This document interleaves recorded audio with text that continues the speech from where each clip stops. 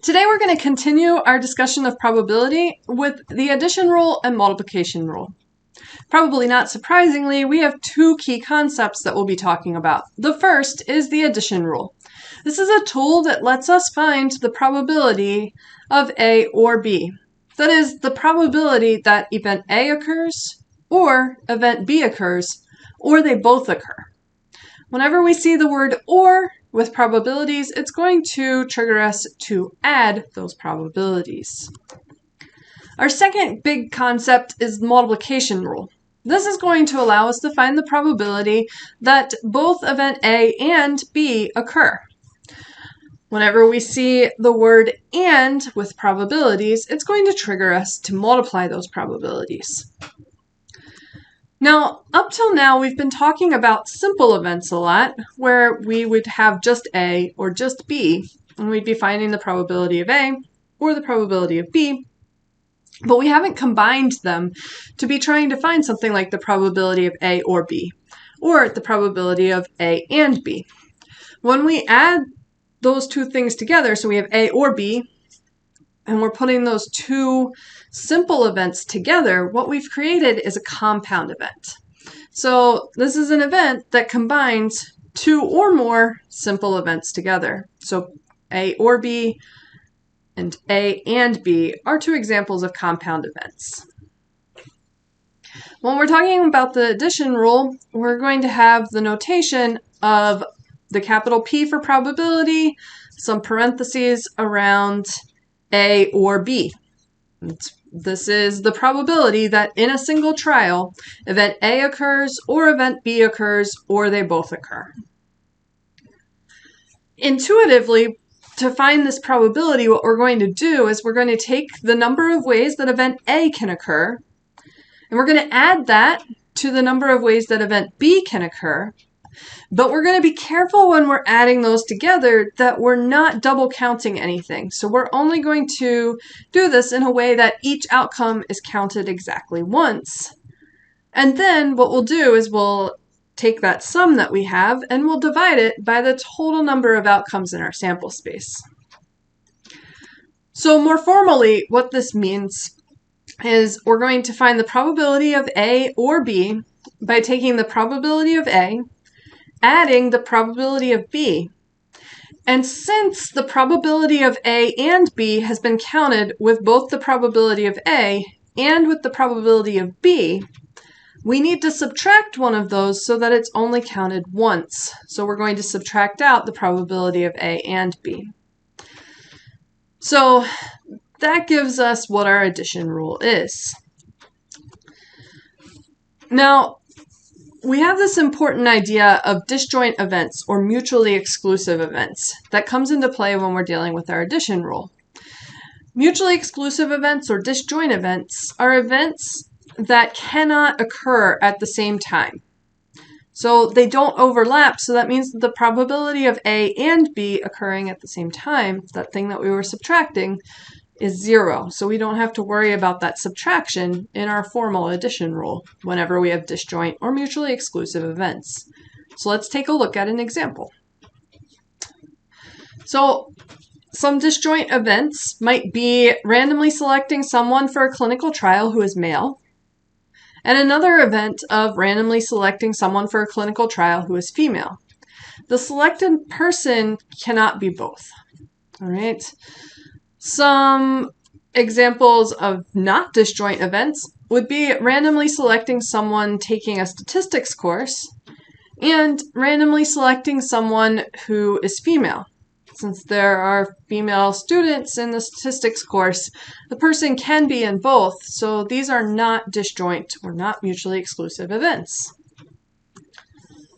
So to summarize our addition rule, if we're going to find the probability of A or B, we're first going to see the word or and have that trigger our we need to add probabilities idea. And then we're going to be adding the number of ways that event A can occur, plus the number of ways that event B can occur, being careful not to double count so we can subtract out the ways that they both can occur if we need to. And then we'll be dividing by the total number of outcomes in our sample space. important thing that happens with our addition rule is when we have complementary events. So remember, when we have A complement, what that is it's the event that A does not occur, all right? So A complement is the event that A does not occur. So that means if we take A and A complement, and we say, what's the probability of A or A complement? Well, A either has to occur or not occur. So that probability is actually equal to 1, that A or A complement occurs. So what we end up here with is we have the probability of A or the probability of A complement.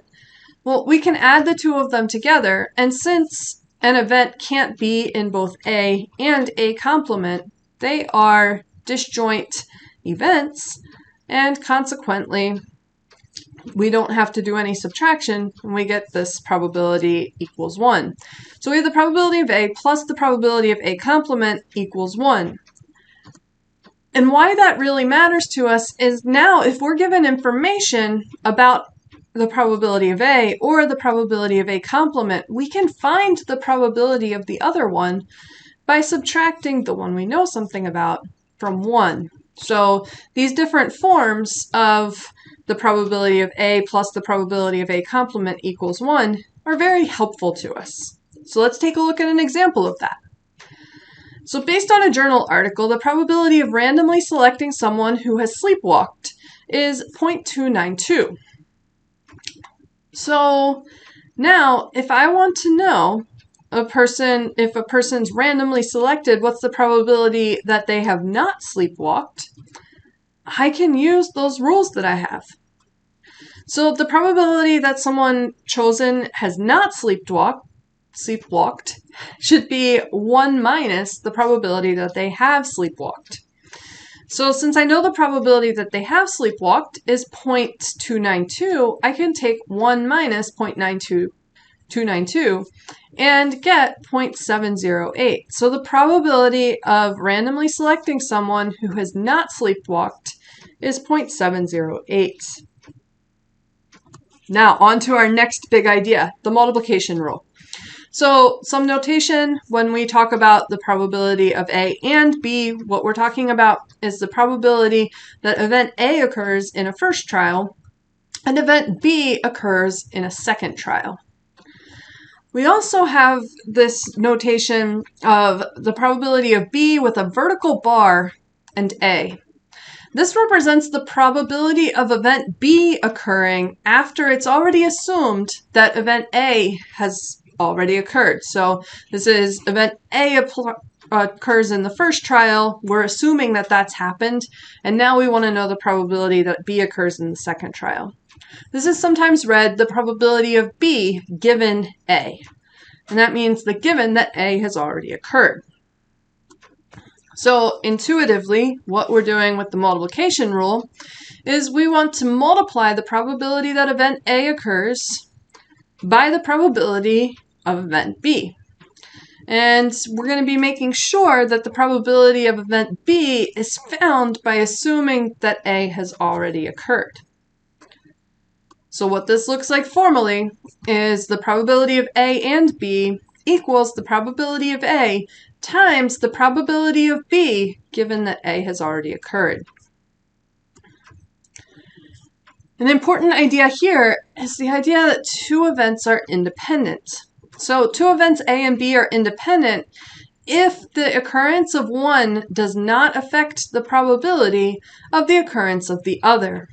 Several events are independent if none of the occurrences affect the probabilities of the occurrences of any of the others. All right, so we can have more than just A and B.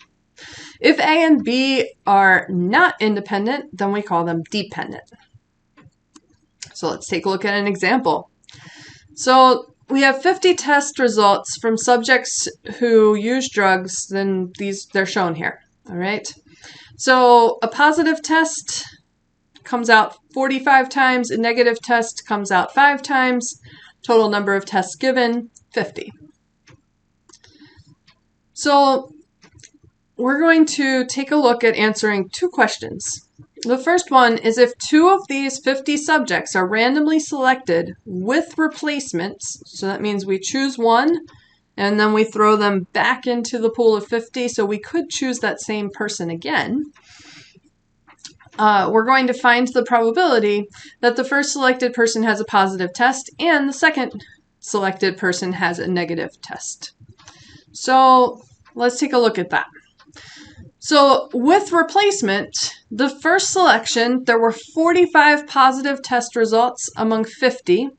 So the probability that our first person selected had a positive test result is going to be 45 divided by 50. Since we're going to put that person back in, the probability that we select someone with a negative test the second time we select someone is going to be the 5 negative test results divided by the full 50 potential people that we're choosing from. So we have these two probabilities, and since those two events are independent of one another, since the selection of the first person doesn't affect the selection of the second person, we get to multiply those two probabilities. So we get 45 out of 50 times 5 out of 50, giving us the probability that the first person is selected positive and the second is selected negative is 0.0900. So the second question that we're looking at answering is repeating the same idea. So we're going to select 2 of the 50 subjects, but this time we're not going to replace them in between. So if we take the first person, we're still going to have 45 out of 50 as our first selection. But now that person is not being replaced. So that means the second time I select a participant, I select a test, there's going to be one less person that I'm choosing from. So there will be 49 tests instead that I'm looking at. So my second probability, there's still 5 negative tests in there to select from, but now I'm selecting from 49. So my second probability becomes 5 divided by 49 instead of 5 divided by 50. So now, and those events are dependent because I didn't replace, all right? So now my probability of first selecting a positive test and second selecting a negative test are going to be 45 out of 50 times 5 out of 49, which gives me a probability of 0.0918. So the way that we sample is really important, all right? So when we sample with replacement, the selections that we make are independent events. When we sample without replacement, the selections that we make are dependent events. So now that I've told you that this is incredibly important, I'm going to give you the one exception that we have here. So we have this 5% guideline for cumbersome calculations. So basically the idea here is if we have a really large population that we're choosing our sample from, selecting without replacements, we should be subtracting 1 from our denominator, but that number is so huge that subtracting 1 is not really going to do a big thing. And as long as we're not taking too many people in our sample, it won't make a big difference. Like, it's a very negligible difference in our probability that we calculate. So what this 5% guideline for cumbersome calculations says is when sampling without replacement, the sample size is no more than 5% of the size of the population. That's kind of our threshold of what's big enough or small enough, all right? Treat the selections as being independent because it's just easier for us to calculate that way, even though they're actually dependent. So let's take a look at an example. We're going to do this drug screening example where we have 3 adults selected randomly without replacement from 247,436,830 adults in the United States. 3 is certainly less than 5% of that population. And so we're just going to be able to use this 5% guideline and say we're going to treat this like they're independent even though they are in fact dependent because we're doing this without replacement. So the other piece of information we need to know is that 10% of adults in the United States use drugs. So we're going to find the probability that the 3 selected adults all use drugs. So again, we'll use this 5% guideline because 3 is very clearly less than 5% of that millions of people population. So the probability that all 3 use drugs is the probability that the first uses drugs and the second uses drugs and the third uses drugs. So using our multiplication rule, we see the word and twice, so it's going to trigger us to multiply. So we're going to do the probability that the first person uses drugs times the probability the second one uses drugs times the probability that the third one uses drugs. Now we're assuming that that's 10%, so we'll be doing 10% times 10% times 10%, which will give us a probability of 0.00100 as the probability that all 3 selected adults are using drugs. Another way that we see the multiplication being used is in redundancy, redundant systems. Redundant systems can be incredibly important for efficiency and safety. So engineers often design redundant components to a whole system. So if one part fails, the entire system doesn't fail. A place that you, at some point in life at least, will likely be very thankful for this is when we use redundancy in airplanes. So modern aircraft, they're incredibly reliable, and one of the reasons that they're so reliable is because there's redundancy built into them. So for the Airbus 310 twin-engine airliner, there's 3 independent hydraulic systems. So if any one of those systems fails, full flight control is maintained with another functioning system. All right? So let's say that the probability that one of these hydraulic systems fails is 0.002. It's fairly low probability. So if the Airbus 310 only had one hydraulic system, what's the probability that the aircraft's flight control would work on a flight? Well, the probability that it does work is the probability that a hydraulic system does not fail. So we'll do 1 minus the probability that it fails. And the failure rate we said was 0.002. So we'll do 1 minus 0.002, finding a probability that it does not fail or that the system works, the plane maintains full control, is 0.998.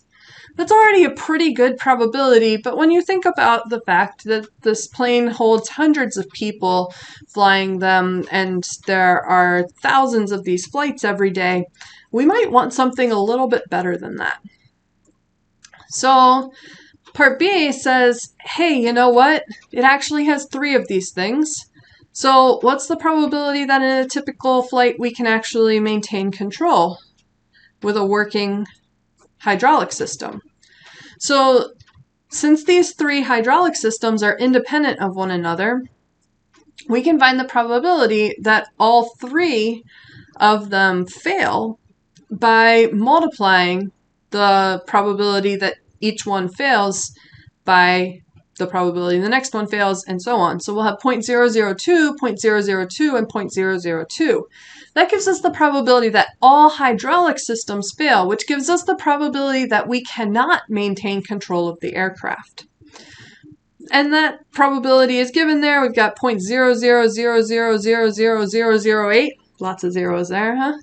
All right. So the probability then that we can maintain control is going to be 1 minus that 0.000000008, giving us 0.999999992. And all of a sudden, you should feel a whole lot safer flying.